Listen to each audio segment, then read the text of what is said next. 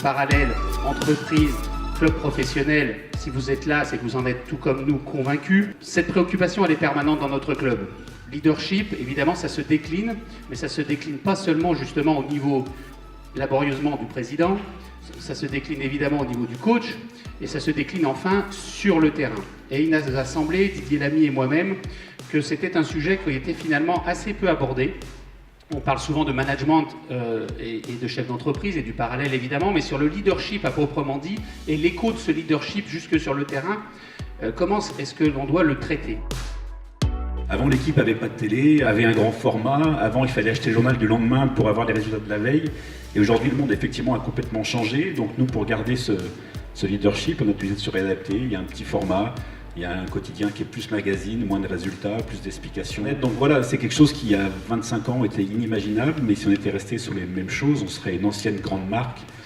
Et on ne serait pas, ce qu'on arrive à être encore aujourd'hui. On ne devient pas leader si on n'est pas ambitieux, si on met pas la barre extrêmement haute. Et en fait, c'est assez paradoxal, mais je suis convaincu qu'un leader, en fait, devient et restera leader si, au quotidien, il a une attitude de challenger. Nous sommes leaders sur le marché que j'incarne, qui est l'épargne salariale et la retraite, avec aujourd'hui une part de marché de 42%.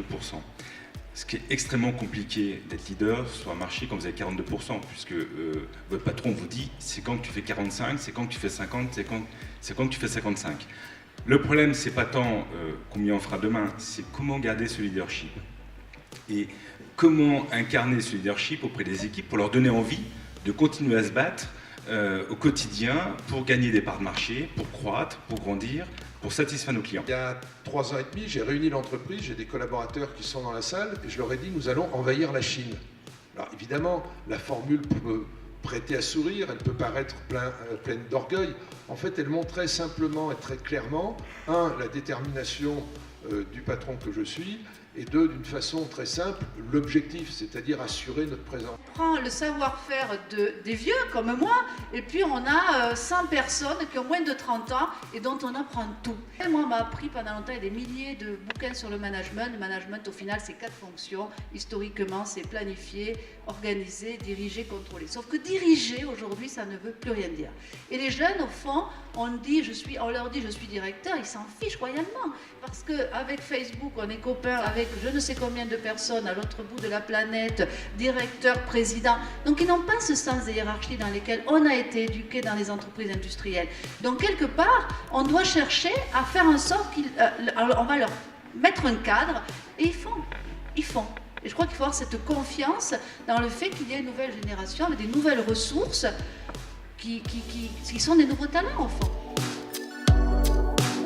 Moi j'ai toujours rêvé, alors je rêve encore, que mon patron commence mon entretien annuel en me demandant si je suis heureux. Et le leader demain matin, ça va être sa capacité à enthousiasmer les foules et ses collaborateurs et son équipe.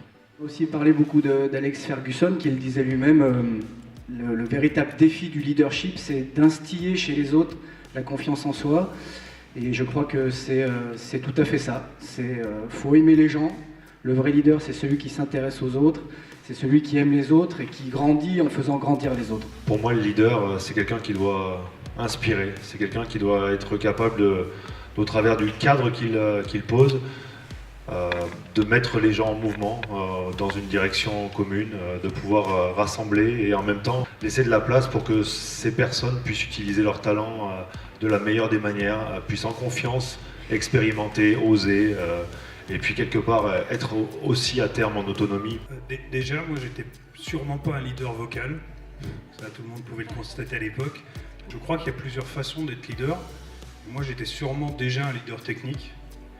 Je me rends compte aujourd'hui à quel point j'ai été obsédé par le jeu, par le travail individuel. Et ce qui fait au final la différence, c'est ça, en fin de compte, un peu comme un pilote automobile qui, le meilleur sera celui qui va freiner le plus tard possible et prendre le virage le mieux possible pour repartir le plus rapidement possible. Et c'est ce qui permet au final, je dirais, de faire la différence par rapport à d'autres et de jongler un petit peu avec le risque, puisqu'il fait partie aussi de cette approche-là. Le risque, c'est ce qui nous permet de nous inscrire dans la différence. On a tout ce qu'il faut dans notre pays. On a les jeunes, on a les ingénieurs, on a tout ce qu'il faut. Et on est envié dans le monde entier. Donc le leader, c'est la France. Et je vous le redis une fois de plus, l'aventure, c'est la France.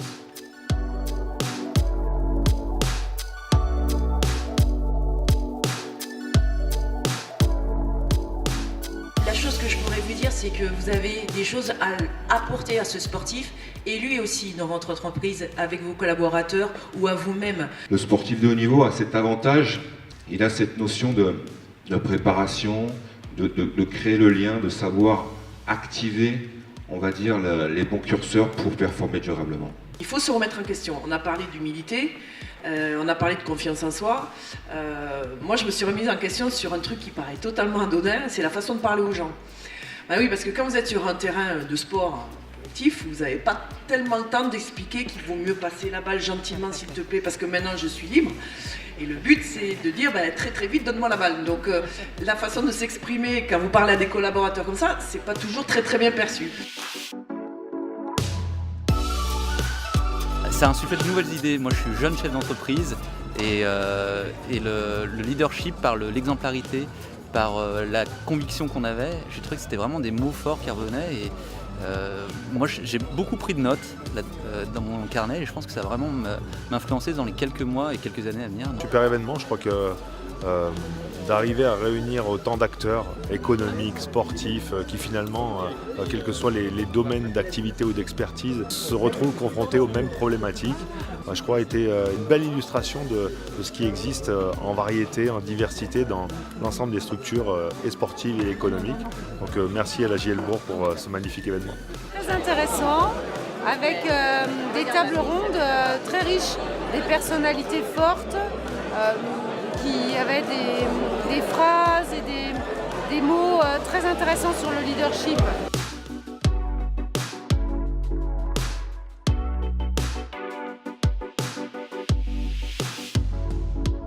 Allez, peut-être le ballon il est récupéré, voilà, il est récupéré, bonne défense, et là Philippe Brault il va aller tout seul, est-ce qu'il va nous claquer un dunk? Eh bah oui, il nous claque un dunk, Philippe Brault tout seul, en contre-attaque, allez, il fait du bien celui-là. Attention, là on a failli perdre le ballon, heureusement, récupéré une extrémiste par Gareth Sim, qui donne à Youssou N'Doye, et allez Youssou. C'était une superbe après-midi, je vais dire, parce qu'il y a eu vraiment de tout. C'était riche en tout, en information, en partage d'expériences, en information pour ceux qui sont entrepreneurs et qui sont venus justement écouter, que ce soit des anciens sportifs ou des personnes, des chefs d'entreprise. Et c'était génial, une belle expérience et j'espère qu'il y en aura encore plein d'autres. C'est la première fois à Bourg-en-Bresse et j'espère revenir parce que c'est vraiment une ville très passionnée par le sport et qui vit du sport et moi j'adore. Il y avait un vrai mélange de gens du sport et du gens de l'entreprise qui se repassaient la balle, c'est le cas de le dire. Et ça c'était très bien. Très intéressant, très instructif. Pourquoi? Parce qu'on a eu affaire à des chefs d'entreprise et surtout on a eu affaire à des sportifs avec des parcours complètement différents des uns des autres. Et moi j'ai appris beaucoup de choses, ouais, je regrette vraiment pas de venir, c'était une superbe expérience à renouveler. C'est une vraie réussite, c'est une belle innovation parce que je crois que c'est du jamais vu dans le monde du basket. C'était une première ici. J'ai beaucoup aimé parce que c'est chez moi et j'ai beaucoup aimé parce que c'est intéressant. J'aime forcément la convergence comme ça des milieux, à la fois le milieu de l'entreprise et puis le milieu du sport. Les clubs bressans, face à l'absence d'industrie majeure à Bourg, en l'absence de mécénat royal, sont obligés d'avoir beaucoup d'idées pour fédérer autour d'elles. Et je trouve que ça, c'est une belle idée pour fédérer, pour faire comprendre, pour expliquer et pour montrer que le club a une vraie vision de l'avenir. Ça m'a fait très plaisir de découvrir Equinox, que je ne connaissais pas. Alors j'ai usé tous mes fonds de culotte dans la salle de la rue Charles-Robin. Le basculement dans le Nouveau Monde date juste de ce match-là, de cette soirée. Et j'adore cette salle, elle est vraiment sympa. J'aurais juste aimé porter chance et que la JL gagne, mais il aura manqué que ça.